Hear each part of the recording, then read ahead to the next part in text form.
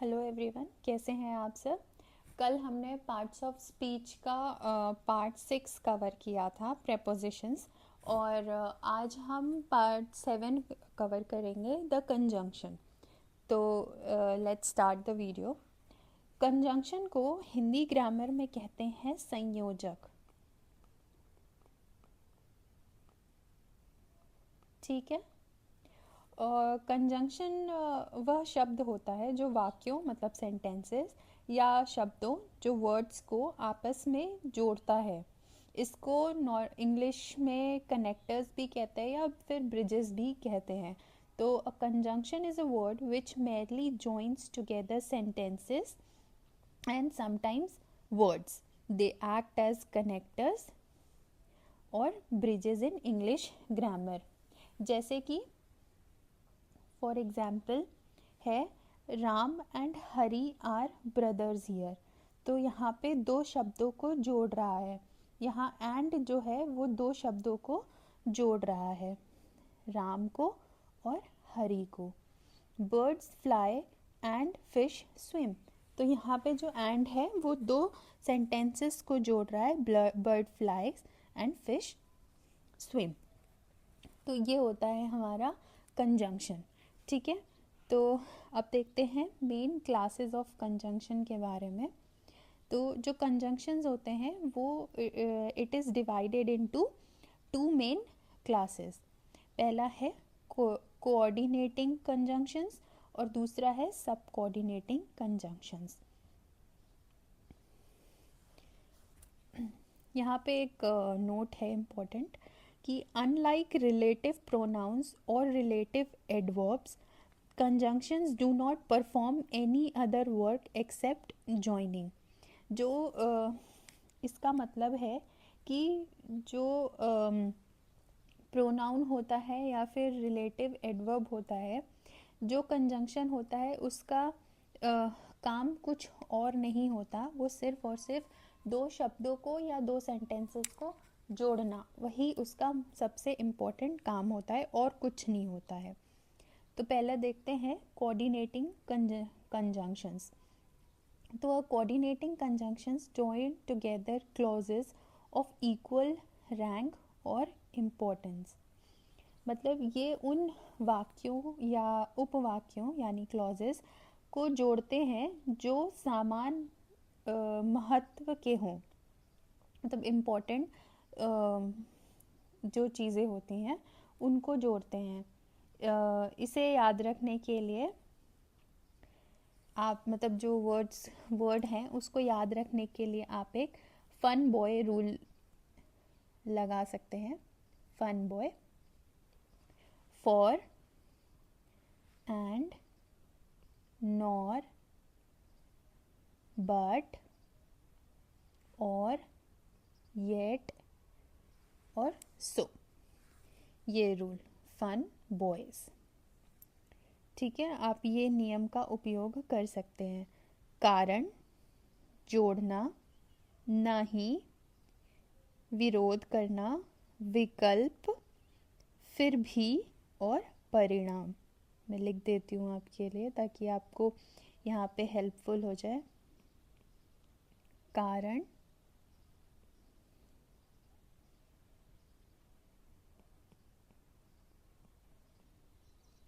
जोड़ना,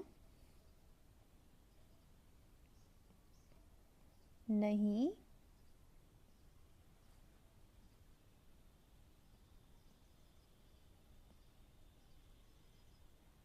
विरोध,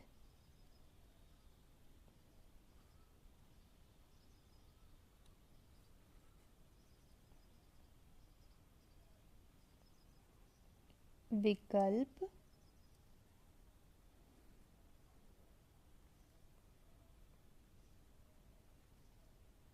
फिर भी, और जो सो होता है वो परिणाम। ठीक है, ये आप इसको ऐसे याद कर सकते हैं। अगर आपको ये याद रहेगा तो आपको ये चीज़ें जल्दी और आसानी से याद हो जाएंगी। ओके, अब देखते हैं kinds of coordinating conjunctions, types of coordinating conjunctions.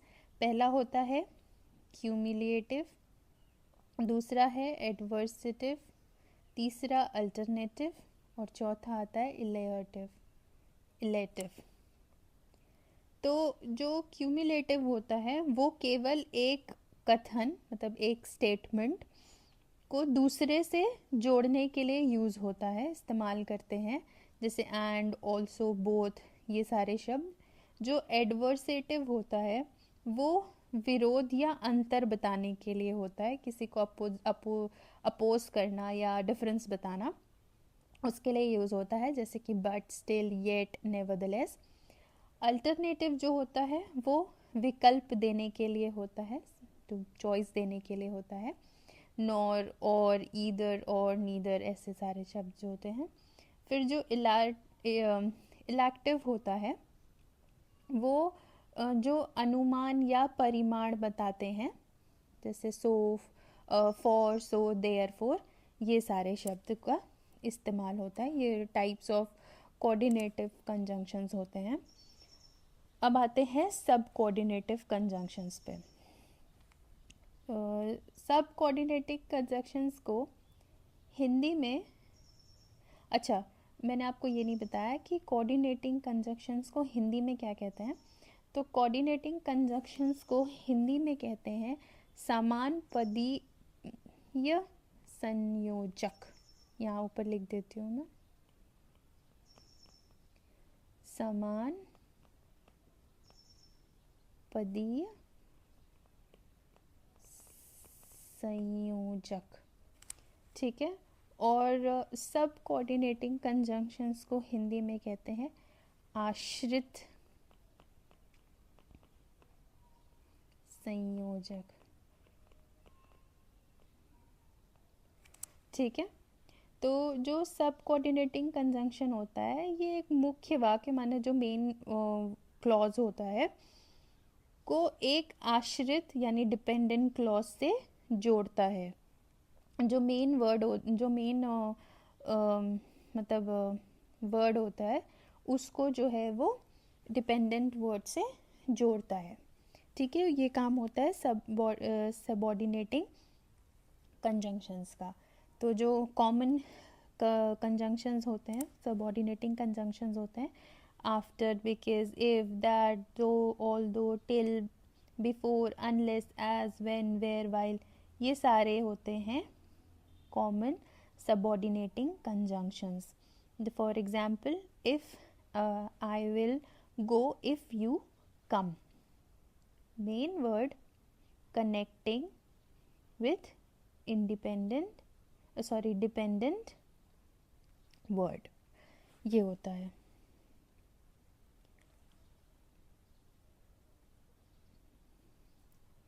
अब देखते हैं कि जो सबऑर्डिनेटिंग कंजंक्शंस होते हैं वो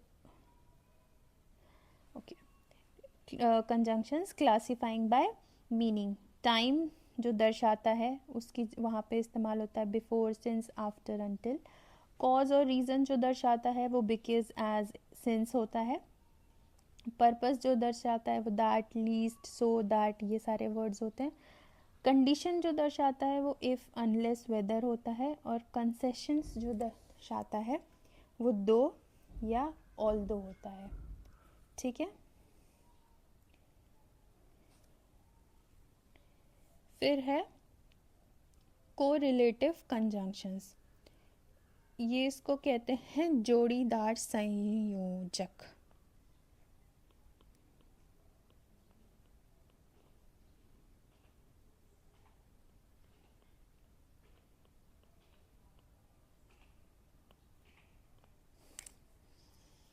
ये हमेशा जोड़ों यानी पेयर्स में उपयोग किया जाता है, ठीक है। जैसे कि either or, neither nor, both and, though yet, whether nor, not only but also.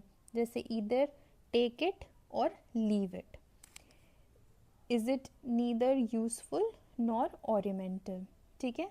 तो ये सारे जैसे जो वर्ड्स होते हैं उनको कहते हैं कोरिलेटिव कंजंक्शंस। इसका एक रूल है, correlative should be placed immediately before the words to be connected। मतलब जहाँ पे भी कनेक्टिंग वर्ड होता है उससे जस्ट पहले हमें कोई कोरिलेटिव कंजंक्शन का इस्तेमाल करना होता है। ठीक है, अब देखते हैं कंपाउंड कंजंक्शन क्या होता है। तो जो कंपाउंड कंजंक्शन होता है वो जब शब्दों का एक समूह मतलब ग्रुप ऑफ वर्ड्स को कंजंक्शन का मतलब कंजंक्शन का काम करता है। जब ग्रुप ऑफ वर्ड्स जो हैं वो कंजंक्शन का काम करते हैं तो उसको कहते हैं कंपाउंड कंजंक्शन। ऐसे sometimes a group of words act as a conjunction, these are called compound conjunctions. जैसे कि as well as if, as soon as, ये सारे कंपाउंड कंजंक्शंस कहलाते हैं। ठीक है, फिर हम देख लेते हैं यूसेज और रूल्स, मतलब रूल्स ऑफ कंजंक्शंस को कैसे यूज़ करते हैं वो देख लेते हैं। ये कुछ रूल्स हैं मतलब पीडीएफ में कुछ खास गलतियों से बचने के लिए ये कुछ रूल्स दिए गए हुए हैं जिससे आप गलती ना करें। कुछ वर्ड्स हैं ये सारी चीज़ें, तो आप ये देख लें रूल्स, ये आपके लिए हेल्पफुल होगा। ठीक है, ये भी कुछ रूल्स हैं जैसे ऑल दो, येट, ये सारा है। तो दो, ऑल दो is followed by yet or a comma, never by but. ये याद रखना आप कि कभी भी वो बट का इस्तेमाल नहीं होता। जैसे कि although he is rich but he is humble, ये सेंटेंस गलत है। इसका करेक्ट वर्जन होना चाहिए although he is rich yet he is humble. हमेशा कॉमा और उसके बाद येट का इस्तेमाल करें। बिटवीन या फिर एंड है तो do not use to in between. जैसे कि the meeting is between 5 AM, to यहाँ कभी इस्तेमाल ना करें, एंड 6 AM, ऐसा। बोथ और एंड है जैसे both should not be used with as well as और एल्स। जैसे कि both Rahul and Rohit are coming, ऐसे वर्ड्स का इस्तेमाल करें। ठीक है, ये सारी गलतियां हैं, उससे अवॉइड करें।